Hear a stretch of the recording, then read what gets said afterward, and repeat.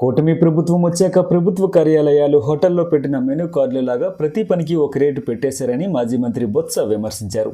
నేను చెప్పేది అబద్ధం అనిపిస్తే ముఖ్యమంత్రి మారువేషంలో ప్రభుత్వ కార్యాలయాలకు వెళ్తే నిజాలు బయటపడతాయని సూచించారు. అలాగే ఇప్పుడున్న ఎండలకు తగిలే వడదెబ్బ కంటే ముఖ్యమంత్రి చంద్రబాబే డేంజర్ అన్నారు. వడదెబ్బ తగిలితే ఒక్కరోజులోనే కోలుకోవచ్చు, కానీ చంద్రబాబు గెలిస్తే 5 సంవత్సరాలు రాష్ట్రం కోలుకోలేదని ఆక్షేపించారు.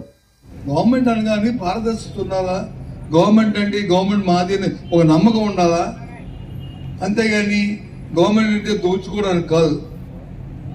గవర్నమెంట్ అంటే మా అంతా మాది అని చెప్పి అని కాదు. ఇవాళ వాళ్ళ ఆఫీస్కి వెళ్ళి చూడండి.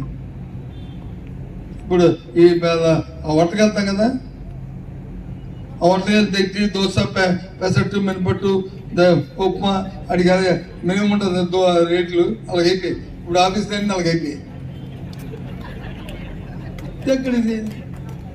నేను ఎవరి కోపంతో కాదు, లేకపోతే చంద్రబాబు నాయుడు మీరు ఒకవేళ నేను చెప్పింది అబద్ధమైతే ఒక మారువేషం రానండి, మీరు మీ కొడుకు వెళ్తానండి, మీ అబ్బాయిని తెలుస్తుంది. మారువేషం వెళ్తే ఏం జరుగుతుందో తెలుస్తుంది, అప్పుడు చెప్పండి. అంటే ఏంటిది, ఎక్కడుంది గవర్నెన్స్?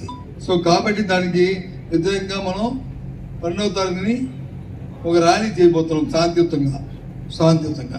ఎక్కడి నుంచి మన మామిడికాయల సెట్ ఉంది కదా, అక్కడ పాకలు ఉన్నాయి కదా, అక్కడ పెట్రోల్ పంప్ పక్కనే, అక్కడ నుంచి సెంటర్ వరకు సెంటర్ వరకు వెళ్ళి అక్కడ నుంచి అక్కడ పెద్ద వచ్చి 2 మాటలు మాట్లాడి అక్కడ నుంచి డిస్పోజ్ అయిపోతాం.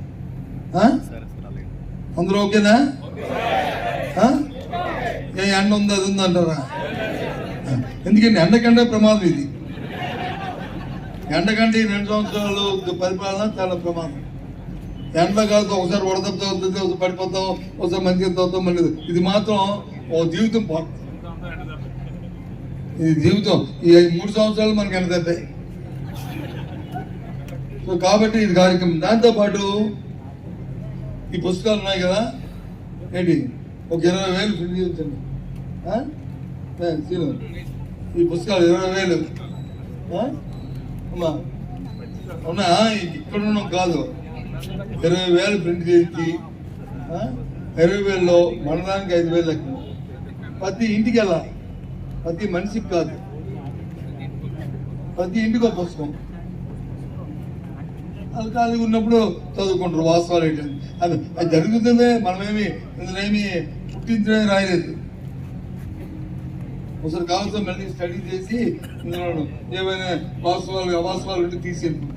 కానీ ఏమి లేవు, అన్ని వాస్తవాలే. ఏంటి అది ఇంటి కూడా ఇచ్చేయండి. ఖాళీగా ఉన్నప్పుడు వచ్చి వాళ్ళు నవలు చదువుకున్నట్టుకో, లేకపోతే చందమామ మీద చదువుకుంటే చదువుకుంటాం. ఇది కూడా